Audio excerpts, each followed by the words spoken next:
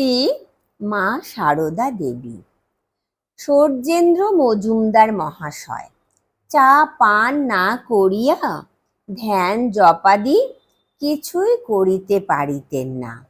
সুতরাং মন্ত্রগ্রহণের পর শ্রী মাকে ইহা জানাইয়া তাহার নির্দেশ চাহিলে মা বলিলেন, বাবা, মা কি আর সৎ মা হয়?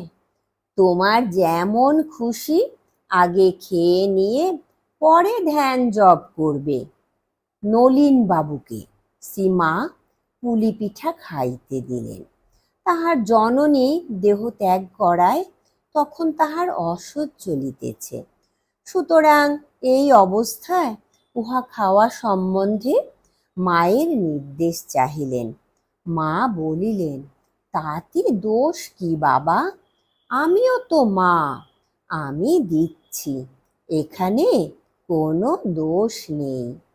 শ্রীযুক্ত শ্যামাচরণ চক্রবর্তীকে আহার সম্বন্ধে তিনি উপদেশ দিয়েছিলেন, বাবা, তোমার মাছ মাংস যা খেতে মন চায় খাবে, তবে ঠাকুর আদ্য শ্রাদ্ধের, সংস্কার বিবাহের আর প্রায়শ্চিত্তের অন্ন খেতে নেই বলতেন।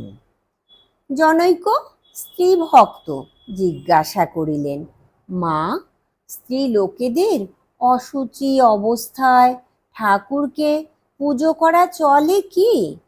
শ্রীমা এই বিষয়ে ঠাকুর তাহাকে যেরূপ উপদেশ দিয়েছিলেন তাহারই উল্লেখ করিয়া বলিলেন, হ্যাঁ মা, চলে, যদি ঠাকুরের উপরে তেমন টান থাকে।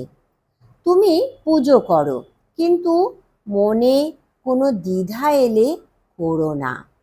অপর এক স্ত্রী ভক্তকে কিন্তু অন্য সময়ে বলিয়াছিলেন, এই অবস্থায় কি ঠাকুর দেবতার কাজ করতে হয়? তা করো না। জয় ঠাকুর, জয় মা, প্রণাম মাগো।